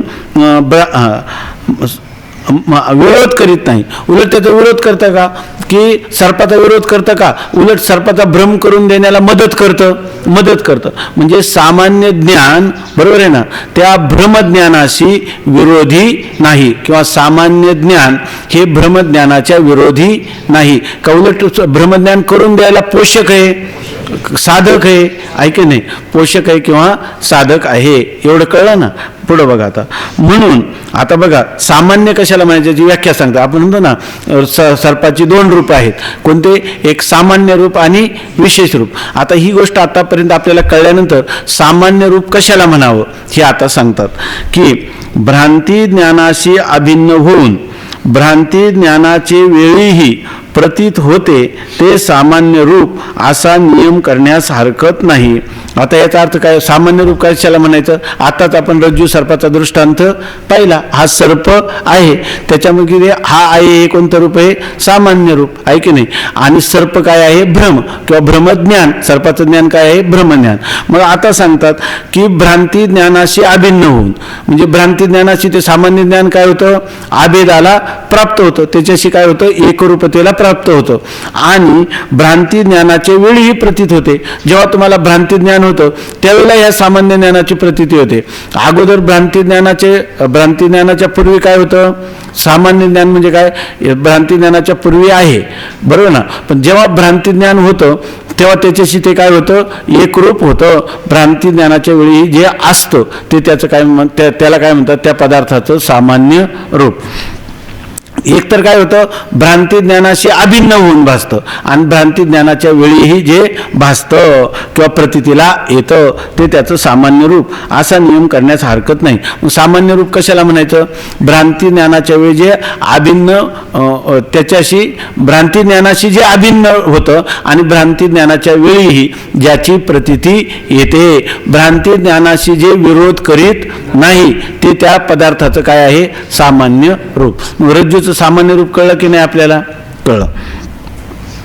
त्याचे उलट ज्या रूपाची भ्रांतिकाली प्रतीती होत नाही परंतु प्रतीती झाली असता भ्रांतीचाच नाश होतो ते विशेष रूप. आता सामान्य रूप झालं, भ्रांती ज्ञानाशी काय होतं? अभिन्न होतं आणि भ्रांती ज्ञानाच्या खाली भासतं किंवा प्रतीतीला येतं ते त्या पदार्थाचं काय आहे? सामान्य रूप. म्हणजे रज्जूचं सामान्य रूप आपल्याला कळलं. आता रज्जूचं विशेष रूप कोणतं? तर ज्या वेळेला आपल्याला भ्रांती होते त्या काळी जे भासत नाही आणि जे भासलं किंवा ज्याचं ज्ञान झालं तर काय होतं? भ्रांतीची निवृत्ती होते. त्याला म्हणायचं त्या पदार्थाचं ते विशेष रूप आहे. कसं ते? आता बघा, भ्रांतिकाली रज्जूच्या विशेष स्वरूपाची प्रतीती नसते. हे पुन्हा पहा, ज्या रूपाची भ्रांतिकाली प्रतीत होत नाही, म्हणजे जेव्हा रज्जूवर आपल्याला सर्पाचा भ्रम होतो तेव्हा ज्या रूपाची म्हणजे त्या रज्जूच्या विशेष स्वरूपाची आपल्याला प्रतीती होते का? नाही. मग ज्या रूपाची भ्रांतिकाली प्रतीती होत नाही, म्हणजे सर्पावर जेव्हा भ्रम झाला त्या भ्रमकाली ज्याची प्रतीती होत नाही, म्हणजे कोणाची होत नाही? रज्जूची प्रतीती होत नाही. आणि समजा ज्याची प्रतीती आली असता, म्हणजे ज्या रज्जूची आपल्याला प्रतीती आली, म्हणजे रज्जूचा हा रज्जू आहे असा साक्षात्कार झाला तर भ्रम राहील का? भ्रांतीच त्या ठिकाणी राहत नाही. ते त्या पदार्थाचं कोणतं रूप आहे? विशेष रूप आहे. मग आता रज्जूचं एक सामान्य रूप झालं आणि विशेष रूप कोणतं आहे रज्जूचं? आपल्या रज्जूला विशेष रूप का म्हणायचं? हे रज्जू हे त्याचं काय आहे? इदम अस्ति हे सामान्य रूप आहे आणि रज्जू हे त्याचं काय आहे? विशेष रूप आहे. कोणतं का म्हणून म्हणायचं? ज्यावेळेला सर्पाचा भ्रम होतो त्यावेळेला त्याची प्रतीती येत नाही आणि त्याची प्रतीती येते तेव्हा सर्पाचा भ्रम होत नाही, म्हणून त्या पदार्थाचं म्हणजे रज्जूचं ते कोणतं रूप झालं? विशेष रूप झालं. ठीक आहे ना. मग आता सामान्य आणि विशेष ह्या 2 पारिभाषिक शब्द आपल्याला कळले ना. भ्रांती ज्ञानाशी अभिन्न होऊन भासतं आणि भ्रांती ज्ञानामध्येही भ्रांती ज्ञानकालीही त्याची प्रतीती येते ते त्या पदार्थाचं सामान्य रूप. आणि ज्या भ्रांतिकाली ज्याची प्रतीती येत नाही आणि ज्याची प्रतीती झाली तर भ्रांती राहत नाही ते त्या पदार्थाचं विशेष स्वरूप असं सांगतात. भ्रांतिकाली रज्जूच्या विशेष स्वरूपाची प्रतीती नसते. ज्यावेळेला आपल्याला भ्रम होतो हा सर्प आहे तेव्हा रज्जूच्या विशेष स्वरूपाला आपल्याला जाणतो का आपण? नाही. आणि ज्यावेळी ही दोरीच आहे अशी अशी विशेष रूपाने प्रतीती होते. आणि ज्यावेळेला आपण म्हणतो का हा सर्प नसून ही काय आहे, दोरीच आहे, असं विशेष रूपाची प्रतीती होते, तेव्हा सर्पभ्रांतीच नाहीशी होते.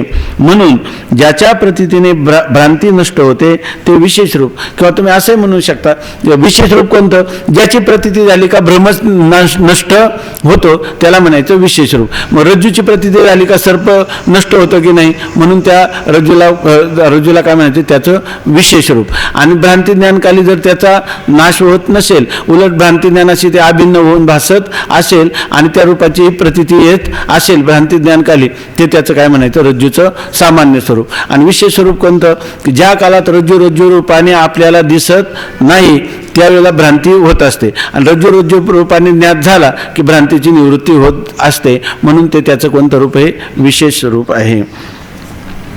म्हणून ज्याच्या प्रतीतीने भ्रांती नष्ट होते ते विशेष रूप. त्याप्रमाणे आत्म्याचे सतरूप सामान्य आहे. आत्म्याचं सत म्हणजे अस्तित्व आहे की नाही, अस्तित्व, त्याला काय म्हणतात, सत काय म्हणायचं, अस्तित्व आहे म्हणजे आहे किंवा सत, हे रूप कोणतं आहे, सामान्य. ब्रह्मज्ञानकाली काय म्हणतो, जगतही आहे म्हणतो, आहे की नाही, आणि ब्रह्मही आहे म्हणजे ब्रह्माचं ते कोणतं रूप झालं, सत हे सामान्य रूप झालं. आणि चित आनंद कुटस्थ नित्यमुक्तादी हे विशेष रूप आहे. आणि ते ब्रह्म सत आहे असं जर ज्ञान झालं, सत म्हणजे आहे रूपाने ज्ञान झालं, तर ते कोणतं ज्ञान आहे, सामान्य ज्ञान आहे, बरोबर ना. आणि सामान्य ज्ञान हे भ्रमाच्या विरोधी आहे का, भ्रमातल्या पदार्थाच्या विरोधी आहे का सामान्य ज्ञान, नाही, आहे की नाही. आणि ज्या वेळेला आपल्या जगताचा भ्रम होतो त्यावेळेला हे सामान्य ज्ञान त्याच्याशी अभिन्न होऊन भासतं की नाही, आणि त्याची प्रतीती येते की नाही भ्रांतिकाली सुद्धा, ते त्याचं सामान्य रूप आहे. चांगलं बघा. त्याप्रमाणे आत्म्याचे सतरूप सामान्य. आत्म्याचे रूप कोणते, आत्मा सद्रूप आहे, चिद्रूप आहे, आनंद रूप आहे, नित्य आहे, कुटस्थ आहे, शुद्ध बुद्ध मुक्त स्वभाववान आहे, असं आपण म्हणतो. त्यापैकी सद हे रूप मात्र कोणतं आहे, सामान्य आहे. पण चिद आनंद कुटस्थ नित्यमुक्त आदी हे विशेष रूप आहे. तोच आत्मा काय आहे, चित्त आहे म्हणजे चैतन्य रूप आहे, तो आनंद स्वरूप आहे, तो नित्य मुक्त आहे, ही त्याचं कोणतं स्वरूप आहे, विशेष स्वरूप. आता विशेष स्वरूपाचा अर्थ काय होईल, जर आपल्याला त्या आत्म्याचं तो सदा एवढं ज्ञान झालं तर तेवढ्यानी होणार नाही, तेवढ्यानी जगदरूपी भ्रम राहणारच. कारण का, त्या काळातही भ्रांती ज्ञान काळातही ते ज्ञान त्याच्याशी अभिन्न होऊन राहतं आणि त्याची प्रतीती येत असते. ऐका, म्हणून ते कोणतं रूप आहे त्याचं, सत हे त्याचं सामान्य रूप आहे. परंतु चित आनंद नित्यमुक्त ही त्याची कोणती, कुटस्थ म्हणजे निर्विकार, हे त्याचं कोणतं रूप आहे, विशेष रूप आहे. मग आता काय होईल, जर विशेष रूप कशाला म्हणतात, भ्रांती ज्यावेळेला जगत भ्रम होतो त्यावेळेला त्याचं नित्य कुटस्थादी रूपाचं ज्ञान होणार नाही. आणि जमला तो सद्रूप असणारा आत्मा तो चिद्रूप कुटस्थ नित्यमुक्त आहे असं जर विशेष स्वरूपाने ज्ञान झालं तर हे जगताची भ्रम होईल का, जगताचा भ्रम होणार नाही. म्हणून त्या आत्म्याचं ते कोणतं रूप आहे, विशेष रूप आहे. मग आता आपण जे परमार्थ करतो त्याच्यामध्ये आपल्याला ज्ञान नाही का, आत्म्याचं आहे. कोणतं ज्ञान आहे, सामान्य. आता आपल्याला कोणतं संपादन करायचंय, विशेष. आत्मा आहे म्हणणं काय विशेष नाही, त्यांनी काय आज्ञा नाही, कारण त्या काळात जगदरूपी भ्रम राहणारच, ऐके नाही. आणि जर आपल्याला जगदरूपी भ्रमाची निवृत्ती करायची असेल तर आपल्याला आत्म्याच्या सामान्य स्वरूपावर भागणार नाही. कोणतं ज्ञान करून घ्यावं लागेल, विशेष स्वरूपाचं. म्हणजेच आत्मा कुटस्थ नित्य निर्विकार आहे असं आपल्याला ज्ञान करून घ्यावं लागेल. आणि मग काय होईल, हे ज्ञान झालं का जगदरूपी भ्रम राहील का, राहणार नाही. मग जगदरूपी भ्रमाची निवृत्ती करण्यासाठी आत्म्याच्या सद्रूपाचं केवळ ज्ञान न करता करून घेता, त्याचं ज्ञान काय आहे, ते सामान्य रूपाने आहेच आहे, पण विशेष रूपाचं ज्ञान करून घेतलं पाहिजे. विशेष रूपाचं आत्मा, मी आत्मा असून माझा आत्मा कुटस्थ असंग निर्विकार नित्य शुद्ध बुद्ध आहे असं जर ज्ञान झालं तर आता जगत प्रतीतीला येईल का, प्रतीतीला येईल म्हणजे कसं, प्रतीतीला येणार नाही का, येईल. पण अज्ञानी काळात जसं प्रतीतीला येत होतं तसं येणार नाही. अज्ञान काळात काय होतं, सत्यत्वाने प्रतीतीला येत होतं, आता काय होईल, ते मिथ्यात्वाने प्रतीतीला येईल. प्रतीतीला आलं म्हणून बिघडलं का त्या ठिकाणी सत्यत्व बुद्धीने बिघडवलं होतं. आता सत्यत्व बुद्धी राहील का जगताविषयी मिथ्यात्व बुद्धी होईल का त्याच्याविषयी मिथ्यात्व बुद्धी हाच त्याचा नाश आहे. मिथ्यात्व बुद्धी होणं हा त्याचा नाश आहे. अप्रतीती ना प्रतीती तयोर बाधा किंतु दृढ मिथ्यात्व निश्चया. एखाद्या पदार्थाची अप्रतीती होणं हा काय पुरुषार्थ नाही. दिसत असताना त्या पदार्थ मिथ्या आहे, दिसत असताना माझ्या आत्मस्वरूपाच्या ठिकाणी तो त्याचा त्रैकालिक अत्यंताभाव आहे, असा बुद्धीचा जो निश्चय त्याला म्हणतात बाध निश्चय. आणि हा बाध निश्चय हाच परमपुरुषार्थ आहे. म्हणजे हा बाध निश्चय कधी होईल, जर आपल्याला आत्म्याचं विशेष रूपाने ज्ञान होईल तर. म्हणून आपल्याला कधी आत्म्याचं साधारण ज्ञान आहे रूपाने जो आहे तो आत्माच आहे एवढं म्हणण्याने भागणार आहे का? आत्मा कुटस्थ नित्य हे कळून घ्यायचंय का? त्याच्यासाठी आपले सगळे प्रयत्न चालले. मग आपल्याला आत्म्याचं सामान्य स्वरूपाने ज्ञान नाही का विशेष स्वरूपाने ज्ञान नाही? विशेष स्वरूपाने ज्ञान नाही. म्हणून आपल्याला आता सामान्य ज्ञान संपादन करायचंय का ते आहेच आहे का विशेष ज्ञान संपादन करायचंय कारण ते नाही?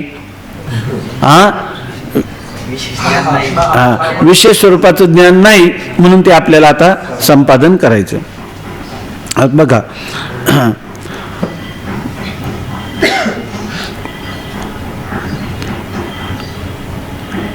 भ्रांतिकाली रज्जूच्या विशेष रूपाची प्रतीती नसते आणि ज्यावेळी ही दोरीच आहे अशी विशेष रूपाने प्रतीती होते तेव्हा सर्प भ्रांतीच नाहीशी होते. म्हणून ज्याच्या प्रतीतीने भ्रांती नष्ट होते ते विशेष रूप. ज्याची प्रतीती झाली का भ्रम काय होतं? नष्ट होतो. त्याला म्हणायचं ते विशेष स्वरूप. आपला जर जगत भ्रम मावळला तर समजायचं का आत्म्याच्या विशेष स्वरूपाचं आपल्याला ज्ञान झालं. त्याप्रमाणे आत्म्याचे सतरूप सामान्य आहे आणि चित आनंद कुटस्थ नित्यमुक्त आदी हे विशेष रूप आहे. जगत भ्रांतिकाली सर्व जीवांना फक्त सद्रूपाची प्रतीती येते. ज्यावेळेला आपल्याला जगत भ्रांती म्हणजे जगदरूपी भ्रम असतो तेव्हा आपल्याला आत्म्याची प्रतीती येते की नाही? येते. पण कशी प्रतीती येते? फक्त सद्रूपाची प्रतीती येते. घटहा अस्ति, पटाहा अस्ति अशी सद्रूपाने फक्त आत्म्या. अस्ति कोणाचे? वास्तविक आत्म्यात. आपल्याला प्रतीती आत्म्याची येते की नाही? येते. परंतु त्या सामान्य रूपाची येते. ब्रह्मकालामध्ये जगत भ्रांती होत असताना आपल्याला आत्म्याची जी प्रतीती येते ती सामान्य प्रतीती आहे का त्याच्या विशेष रूपाची प्रतीती? सामान्य रूपाची प्रतीती येते. कसं ते सांगतात. सन घटाहा सन पटाहा म्हणजे घट आहे पट आहे याच प्रकारे करून मी आहे माझे शरीर आहे अशा रीतीने सर्व मिथ्या पदार्थांशी अभिन्न होऊन सद्रूपाने म्हणजे आहे अशा रूपाने त्याची प्रतीती होते. म्हणून आत्म्याचे सत हे सामान्य रूप आहे. आपल्याला काय होतं? घट आहे पट आहे शरीर आहे हे सगळे आहे. ही कोणती प्रतीती आहे? सामान्य रूपाची प्रतीती आहे. आणि ती प्रतीती असताना या ठिकाणी ती सामान्य रूपाने सद्रूपाने जी प्रतीती आहे ती त्या ज्यावेळेला आपल्याला जगत भ्रम होतो त्या जगत भ्रम ज्ञानाशी तिचं काय आहे? ऐक्य आहे. आणि ज्या वेळेला आपल्याला त्याची प्रतीती येते आहे रूपाने त्यावेळेला जगदरूपी भ्रमही आहे का नाही? त्या ठिकाणी भ्रमातला पदार्थ जसा तसाच ह्या सामान्य रूपाने असणाऱ्या आत्म्याचं सुद्धा काय भ्रमाप्रमाणेच काय भ्रमातल्या पदार्थाप्रमाणेच याचं देखील ज्ञान आपल्याला आहे. पण ते कोणतं ज्ञान आहे? सामान्य ज्ञान आहे. म्हणजे भ्रमकालातही ज्याचं काय असतं? ज्ञान होतं. आणि भ्रमकाली ब्रह्मज्ञानाच्या पदार्थाची ते काय होतं? अभेद अभिन्न राहतं. असं सद्रूपाचं ज्ञान आहे की नाही? म्हणून त्याला कोणतं ज्ञान म्हणायचं? सामान्य ज्ञान. अशा रीतीने सर्व मिथ्या पदार्थाशी अभिन्न होऊन सद्रूपाने म्हणजे आहे या रूपाने प्रतीती होते. म्हणून आत्म्याचे सत हे सामान्य रूप आहे. यावरून काय निष्कर्ष निघाला? सत हे आत्म्याचं कोणतं रूप आहे? सामान्य रूप आहे. आणि सच्चिदानंद कुटस्थ नित्यमुक्त आदी विशेष रूप आहे. आणि आता आत्मा सत म्हटलं तर सद्रूप म्हणजे कोणतं रूप आहे? आत्म्याचं सामान्य रूप. परंतु आत्मा केवळ सत नसून सत चिद आनंद नित्य मुक्त कूटस्थ निर्विकार असंग असं जर त्याचं ज्ञान झालं तर आता जगदरूपी भ्रम राहतो का? नाही. म्हणजे जोपर्यंत जगदरूपी भ्रम आहे तोपर्यंत त्याच्या ह्या ज्या रूपाचं ज्ञान होत नाही. म्हणजे कोणत्या? असंग कुटस्थ नित्यमुक्त ह्या रूपाचं ज्ञान होत नाही. आणि ज्याचं ज्ञान झालं असता बरोबर ना, ज्या रूपाचं ज्ञान झालं असता भ्रमातला पदार्थ राहत नाही. ते त्याचं काय आहे? विशेष रूप आहे. मग आपल्याला आत्म्याचं सामान्य स्वरूपाने ज्ञान आहे का विशेष स्वरूपाने ज्ञान आहे? विशेष स्वरूपाने नाही. तेव्हा जर आपल्याला आता जर परमपुरुषार्थ प्राप्त करायचा असेल मोक्ष, तर आपल्याला कोणतं ज्ञान संपादन करावं लागेल? विशेष. कारण विशेष ज्ञानाने आत्म्याच्या विशेष स्वरूपाच्या अज्ञानामुळे जगत भासलेले आहे. मग आत्म्याच्या विशेष स्वरूपाचंच ज्ञान संपादन करावं लागेल. जे ज्याच्या अज्ञानाने भासतं ते त्याच्या ज्ञानाने निवृत्त होतं. आता भासतं तरी का? सामान्य ज्ञान आहे म्हणून भासतं, आहे की नाही? पण ज्याच्या अज्ञानाने म्हणजे ज्याच्या विशेष स्वरूपाच्या अज्ञानाने जे भासतं ते त्याच्या विशेष स्वरूपाच्या ज्ञानाने निवृत्त होतं. म्हणून आपल्याला आत्मस्वरूपाचं विशेष ज्ञान संपादन करावं लागेल. आणि त्या विशेष संपादन करण्याच्या ज्ञानाचं स्वरूप कसं असेल?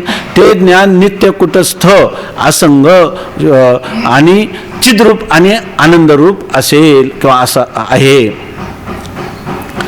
म्हणून आत्म्याचे सत हे सामान्य रूप आहे आणि सच्चिदानंद कुटस्थ नित्यमुक्त आदी विशेष रूप आहे. त्या रूपाने ज्यास प्रतीती येते तो ज्ञानी आहे. त्या रूपाने म्हणजे विशेष रूपाने. विशेष रूपाने आत्म्याचा ज्याला प्रतीती किंवा ज्ञान किंवा अनुभव येतो तर त्याला काय म्हणतात? ज्ञानी असं म्हणतात. आणि सामान्य रूपाने आत्म्याची ज्याला प्रतीती येते त्याला काय म्हणतात? अज्ञानी. म्हणजे सामान्य रूपाने प्रतीती येते आणि विशेष रूपाने येत नाही. कारण सामान्याने प्रतीती तर काय आहे? जेव्हा तुम्हाला मी ब्रह्म आहे असं ज्ञान होतं तेव्हाही सामान्य रूपानेच त्याचं ज्ञान आहे. पण आता विशेष स्वरूपाचा अज्ञान काय गेलेलं आहे? कशामुळं? विशेष रूपाच्या ज्ञानाने. अहम ब्रह्मास्मी हे कोणतं ज्ञान आहे? विशेष. आणि अहम अस्मी मी आहे हे कोणतं ज्ञान आहे? मी आहे अहम अस्मी या ज्ञानाने त्या ठिकाणी अज्ञानाची निवृत्ती होईल काय? आणि अहम ब्रह्मस्मी या ज्ञानाने अज्ञानाची निवृत्ती झाल्याशिवाय राहील काय? राहणार नाही. ठीक आहे ना? म्हणून आत्म्याचे सत हे सामान्य रूप आहे आणि सच्चिदानंद कुटस्थ नित्यमुक्तादी विशेष रूप आहे. त्या रूपाने ज्यास प्रतीती येते तो ज्ञानी आहे. त्यास मी मनुष्य आहे अशी स्थूल सूक्ष्म शरीरांचा ऐक्यरूप जो एक संघात आहे त्या संघाताच्या ठिकाणी भ्रांती राहत नाही. जर त्यांनी सांगितलं आत्मानं चेद विजानीयात अयम अस्मिती पुरुषः किमिच्छन कस्य कामाय शरीरम अनुसंज्वरेत. स्वामी महाराज म्हणायचे कळले ज्याला आत्मा मी ऐसे हे ज्वर बाधती कैसे. हे सगळे त्रिविध प्रकारचे ताप कशामुळे उत्पन्न होतात? अज्ञानामुळे होतात. आणि ज्याला मी आत्मा आहे, मी चिद्रूप आनंदरूप नित्य मुक्त असा मी आत्मा आहे असं ज्या मनुष्याला ज्ञान होईल त्या मनुष्याला मी स्थूल सूक्ष्म देह आहे म्हणजे कोणतं सामान्य ज्ञान. ते काय होतं? मी स्थूल देह आहे म्हणजे जन्ममरण धर्मवान स्थूल शरीर मी आहे. सुखदुःखाचा भोगता असणारा जे सूक्ष्म शरीर आहे ते मी आहे असं तो म्हणून. मी आहे हे दोन्हीकडे आहे पण ते ज्ञान कोणतं आहे? सामान्य आहे. ते सामान्य ज्ञान ह्या अज्ञानाचं आणि अज्ञान कार्याचं कधीतरी नाश करील का? नाही. पण जर मी नित्य कुटस्थ सच्चिदानंद ब्रह्म आहे हे विशेष ज्ञान जर झालं तर ते काय करील? स्थूल आणि सूक्ष्म देहाचा संघात मी नाही आणि माझंही नाही अशा प्रकारचा निश्चय करून देईल आणि त्या स्थूल सूक्ष्म संघाताविषयीच्या सत्यत्व बुद्धीला पूर्णपणे निरस्त करील. म्हणून सांगतात आत्म्याचे सद हे सामान्य रूप आहे आणि सच्चिदानंद कुटस्थ नित्यमुक्तादी विशेष रूप आहे. त्या रूपाने ज्यास प्रतीती येते तो ज्ञानी आहे. त्यास म्हणजे त्या ज्ञानी पुरुषाला मी मनुष्य आहे, मी कोणी मनुष्य मानव देहधारी आहे अशी स्थूल सूक्ष्म शरीराचा ऐक्यरूप. स्थूल आणि सूक्ष्म ह्या दोघांचं ऐक्य झालेलं आहे. स्थूल शरीर कुठं, सूक्ष्म शरीर कुठं राहतं? स्थूल शरीरामध्ये, ऐक्य नाही. आणि त्या दोघांचं काय ऐक्य? जर समजा शरीराला रोग झाला तर हा म्हणतो मी रोगी, मनाला दुःख झालं तर हा काय म्हणतो? मी दुःखी असं म्हणतो. स्थूल सूक्ष्म शरीराचा जो संघात आहे त्याच्याशी ऐक्य पावलाय की नाही? मग ते ऐक्य पावला म्हणजे भ्रम झालाय की नाही? त्याला भ्रम झालेला आहे. परंतु ज्याला मी आत्मा आहे आणि माझा आत्मा ब्रह्मरूप आहे असं कोणतं ज्ञान झालं? विशेष ज्ञान ज्याला प्राप्त झालेलं आहे त्या पुरुषाच्या ठिकाणी हे स्थूल सूक्ष्म शरीर मी आहे अशी भ्रांती राहील का? नाही. कारण ज्याचं ज्ञान झालं असता भ्रांती राहत नाही आणि भ्रांतीकाली ज्याचं ज्ञान नसतं. मी सुखी दुःखी करता भोगता जन्ममरण धर्मवान स्थूल सूक्ष्म देहाचा संघात मी आहे असं जोपर्यंत म्हणतो तोपर्यंत त्याला कोणतं ज्ञान आहे? सामान्य ज्ञान आहे. आणि जर मी करता भोगता आपलं मी असंग निर्विकार नित्य कुटस्थ सच्चिदानंदरूप ब्रह्म आहे असं जर विशेष ज्ञान झालं तर मी देह आहे किंवा देह माझा आहे असा त्याला भ्रम राहील का? अर्थात ते ज्ञान कोणतं झालं? विशेष ज्ञान झालं. म्हणून सच्चिदानंदादी हे आत्म्याचे विशेष रूप आहे. आणि ज्याच्या ज्ञानाने भ्रांती निवृत्त होते आणि जोपर्यंत भ्रांती आहे तोपर्यंत ज्याचं ज्ञान होत नाही आणि ज्याचं ज्ञान झालं असता भ्रांती राहत नाही, ते त्याचं कोणतं रूप आहे? विशेष रूप. मग आपल्याला आत्म्याच्या कोणत्या रूपाचं ज्ञान करून घ्यायचं आहे? सामान्य स्वरूपाचं ज्ञान नाही का विशेष स्वरूपाचं ज्ञान करून घ्यायचं? काय दोन्ही बरोबर आहे? सामान्य स्वरूपाचं ज्ञान नाही का विशेष स्वरूपाचं ज्ञान करून घ्यायचंय? सामान्य स्वरूपाचं ज्ञान आहे परंतु तेवढ्यावर भागत नाही, म्हणून विशेष स्वरूपाचं ज्ञान करून घ्यायचं आहे. आलं का महाराज लक्षात? सामान्य स्वरूपाचं ज्ञान आहे का नाही? मी आहे हे ज्ञान आहे का नाही महाराज? आहे. मग मी आहे हे ज्ञान कोणतं आहे? सामान्य ज्ञान. आणि मी कुटस्थ ब्रह्मरूप आत्मा आहे हे कोणतं ज्ञान आहे? विशेष ज्ञान. मग आपल्याला ह्या देहरूपी भ्रमाचा निराश करण्यासाठी आपल्याला कोणतं ज्ञान पाहिजे? विशेष ज्ञान. म्हणून सच्चिदानंदादी हे आत्म्याचे विशेष रूप आहे. सद्रूप सर्वांस प्रतीत होते म्हणून सामान्य रूप. जे सर्वांना प्रतीत होतं त्याला कोणतं रूप म्हणतात? सामान्य रूप. आणि सच्चिदानंदादी फक्त ज्ञात्यास प्रतीत होते. ज्याला ज्ञानवान पुरुष आहे त्याला फक्त मी सच्चिदानंद आहे, या आत्मा सच्चिदानंद आहे त्याची प्रतीती होते. सर्वांना जे प्रतीत होतं ते सामान्य रूप. आणि केवळ ज्यांनी गुरुचरणी तत्वमस्यादी महावाक्याच्या द्वारा मी ब्रह्म आहे असं विशेष स्वरूप असं ज्ञान झालेलं आहे, ते ज्ञान कोणतं आहे? म्हणजे ज्ञानवानाला जे ज्ञान होतं ते कोणतं ज्ञान आहे? विशेष ज्ञान आहे. आणि सर्वांना जे ज्ञान होतं त्याला कोणतं ज्ञान म्हणतात? सामान्य ज्ञान. सर्वांस प्रतीत होते म्हणून ते सामान्य रूप आणि सच्चिदानंदादी फक्त ज्ञात्यास प्रतीत होते म्हणून ते विशेष रूप. त्याच आता झालं. पहिला शब्द काय सांगितला होता? संपूर्ण जगताला आधार आणि अधिष्ठान तुझा आत्माच आहे असं सांगितलं होतं. आधार आणि अधिष्ठान यांची काही परिभाषा अजून केली नव्हती. बरं, तेव्हा करायची तर ती केली नाही, शेवटच्या पंक्तीत केली. ते का पहिल्यांदा सामान्य कशाला म्हणतात आणि विशेष कशाला म्हणतात हे सांगितलं. सामान्य ज्ञान आणि विशेष ज्ञान सांगितलं. सामान्य रूप आणि विशेष रूप सांगितलं. सामान्य रूपाचं ज्ञान आणि विशेष स्वरूपाचं ज्ञान हे दोन्ही सांगितलं. बरोबर ना? आता सामान्य रूप सर्वांना प्रतीत होतं ते सामान्य रूप, ज्ञानवान पुरुषास प्रतीत होतं ते विशेष रूप असं सांगितलं ना. आता आधार आणि अधिष्ठान कशाला म्हणावं हे तर काही सांगितलंच नाही, तर ते आता या ठिकाणी सांगतात. त्यात सामान्य रूपास आधार आणि विशेष रूपास अधिष्ठान म्हणावे असा किंचित भेद संक्षेप शारीरकारांनी केला आहे. आता याच्या ठिकाणी सांगतात म्हणून आधार आणि अधिष्ठान वास्तविक एकच आहे, परंतु तरी वेदांतामध्ये याचा भेद केलेला आहे संक्षेप शारीरिक ग्रंथामध्ये. आणि त्यांनी सांगितलं आता सामान्य विशेष तर जीव जाईपर्यंत कळलं की नाही. सामान्य म्हणजे काय? की जे भ्रांती ज्ञानकाली त्या भ्रांती ज्ञानाशी अभिन्न होऊन भासते आणि तेव्हा भ्रांती होत असतानाही त्याचं ज्ञान हे असतंच. बरोबर आहे ना? भ्रांती ज्ञानाशी जे अभिन्न होतं आणि भ्रांती ज्ञानकाली जे भासतं त्याला काय म्हणतात? सामान्य ज्ञान म्हणतात. हे आलं की नाही आपल्या लक्षात? विशेष ज्ञान कशाला म्हणतात? भ्रांती ज्ञानकाली जे भासत नाही आणि ज्याची प्रतीती आली असता ती भ्रांती निवृत्त होते ते विशेष ज्ञान असं सांगितलं. मग आणि सामान्य रूप कशाला म्हणायचं?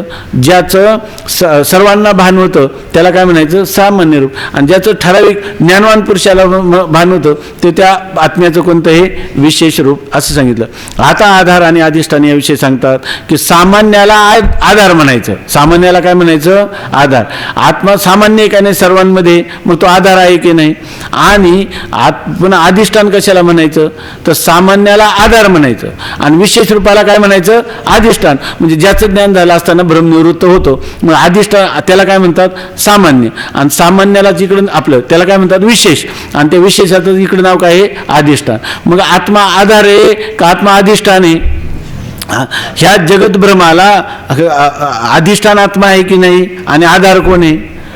सामान्य रूपाने ज्ञात असतो की नाही आत्मा, मग आधार सुद्धा कोण झाला? आणि विशेष रूपाने ज्ञान झाल्यावर तो अज्ञानाची निवृत्ती करतो. मग आत्म्याला विशेष रूप आहे की नाही? मग आत्म्याला दोन रूप आहेत का नाही? एक सामान्य रूप आणि एक विशेष रूप. ज्ञानवान पुरुषाला जे प्रती दिलं आहे ते विशेष रूप आहे आणि सर्वांना जे प्रती दिलं आहे त्याचं काय आहे? सामान्य रूप. मग सामान्य रूपाने तो आधार आहे का नाही आणि विशेष रूपाने अधिष्ठान आहे की नाही? मग संपूर्ण जगताचा आधार कोण आहे? आत्मा आणि अधिष्ठान कोण आहे? आत्माच आहे असं त्यांनी सांगितलं. मग आता ह्या शंकेचं निवृत्ती झाली का? संपूर्ण जगताचा आधार आणि आधार कोण? तर त्यांनी सांगितलं संपूर्ण जगताचा आधार कोण आहे? आत्मा. आणि तो केवळ आधार विचारला, परंतु या ठिकाणी अधिष्ठान सुद्धा कोण आहे? आत्माच आहे. मग आत्म्याला 2 रूप आहेत की नाही? सामान्य रूप आणि विशेष रूप. खरं आत्म्यालाही 2 रूप आहे, सामान्य आणि निर्विशेष. का तुम्हाला आम्हाला कळण्यासाठी त्याच्यावर आरोप केलेला आहे का? आत्म्याच्या ठिकाणी सामान्य आणि विशेष हा विकल्पच नाही. कुठं कोड आहे? जो जाणून घ्यायला निघाला त्या आत्मे त्याच्या ठिकाणी सामान्य विशेष भाव त्याच्या अंतःकरणात वासना रूपाने आहेत, म्हणून त्याला एरवी माझ्या स्वरूपी गोठी सामान्य विशेषाची नाही. माऊली म्हणतात माझ्या स्वरूपाच्या ठिकाणी सामान्यही नाही आणि विशेषही नाही. एवं सामान्य विशेष या दोही नातळे चैतन्य ना. चैतन्य मूळ चिद्रूप आत्मा आहे, सामान्य आणि विशेषाला स्पर्श देखील करत नाही. परंतु आपल्याला जर त्या आत्म्याचं विशेष रूपाने ज्ञानच नाही झालं तर ते करण्यासाठी त्याला विशेष म्हणलं पाहिजे की नाही? आहे की नाही? हा जगतभ्रमाला आश्रय कोण आहे असं म्हटलं तर ते चैतन्य, त्याला आधार पण म्हटलं पाहिजे की नाही? म्हणून आम्ही तुम्हाला म्हणतो की या संपूर्ण जगदरूपी भ्रमाचा आधार आणि अधिष्ठान दुसरं तिसरं कोणीच नसून तुझा आत्माच आहे, असं या प्रश्नाचं उत्तर झालं. आता पुढं हे जगदरूपी जो अध्यास होतो त्याचा द्रष्टा कोण आहे याविषयी शंका आणि समाधान सांगतात. पुंडलिक वरदा हरी विठ्ठल. श्री ज्ञानदेव तुकाराम ज्ञानेश्वर महाराज की जय. सूर्यचंद्र वरुण यम मिरविती देवी कुबेरही तैसेचे. जो सर्वज्ञानी दयागण मुनी हृदयी ज्याचे करीती ध्यान. त्याचे बुद्धी उपाधी करून मिथ्या भान मजची माझी होतसे. ज्याच्या अज्ञानी भाषे जगत जसा दोरीवरी सर्प दिसत.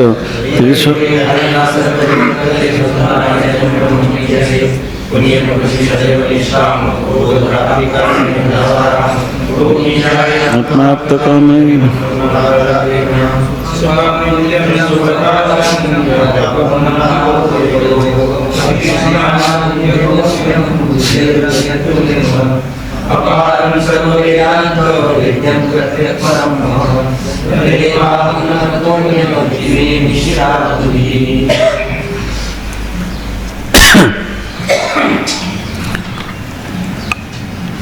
आतापर्यंत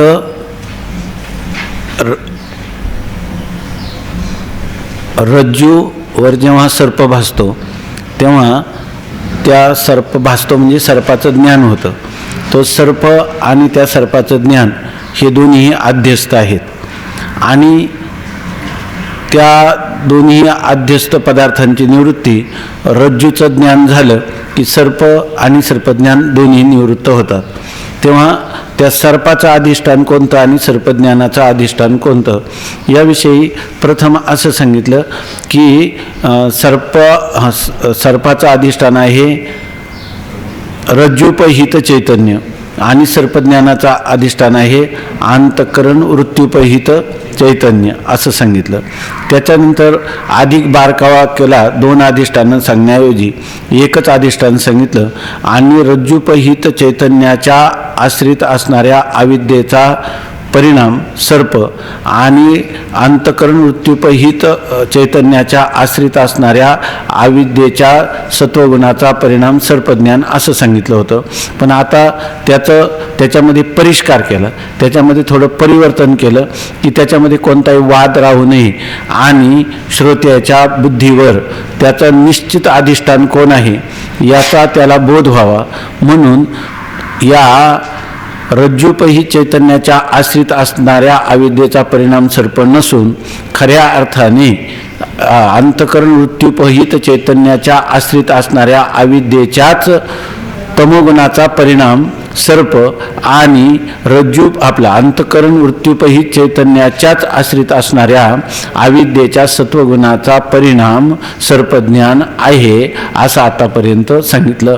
2 अधिष्ठानं मानण्याऐवजी एकच अधिष्ठान मानायचं आणि ते उलट रज्जूपहित चैतन्य मानण्यापेक्षा अंतःकरण वृत्त्युपहित चैतन्य मानणं हेच अधिक चांगलं आहे. कारण अनेकांना अनेक प्रकारचा भ्रम होतो आणि एकाच्या प्रयत्नाने जर जर ते अज्ञान निवृत्त झालं, एकाला रज्जूचं ज्ञान झालं तर सर्वांचा सर्पभ्रम जायला पाहिजे, तसं तर काय होत नाही. मग त्याच्यापेक्षा ज्याच्या अंतःकरण वृत्तीच्या उपहित चैतन्य, अंतःकरण वृत्तीपहित चैतन्याच्या आश्रित असणाऱ्या अविद्येचा परिणाम असतो, ज्याच्या अंतःकरणात ज्ञान होईल त्याचा काय होईल, भ्रम निवृत्त होईल, इतरांचा तसाच राहील. म्हणजे आणि जर रज्जूपहित चैतन्याच्या आश्रित अविद्येचा परिणाम मानलं तर एखाद्याला ज्ञान झालं तरी सगळ्यांचा भ्रम दूर व्हायला पाहिजे, तसा अनुभवाला येत नाही.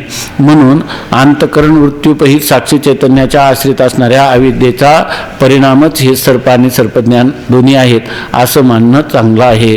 त्याचप्रमाणे या ठिकाणी हे जे संपूर्ण जगत आहे ते जगत आणि जगताचं ज्ञान हे सर्व ब्रह्मस्वरूपावरचं विवर्त आहे. म्हणजे सगळं ब्रह्मस्वरूपावर आश्रित असणाऱ्या मायेचा हा सर्व परिणाम आहे असं त्यांना मुख्यतः सांगायचं.